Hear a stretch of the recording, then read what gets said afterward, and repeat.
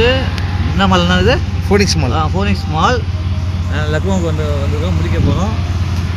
இது வந்து Phoenix mall, அது பக்கத்தில் தான் கிரிக்கெட் ஸ்டேடியம். பார்த்தீங்கன்னா தெரியும், ஐபிஎல் மேட்ச் நடக்குது. லக்னோ ஹோம் டீமு, அந்த மேல்கூடிய லைட்டு பாருங்கள். ஓகேங்களா?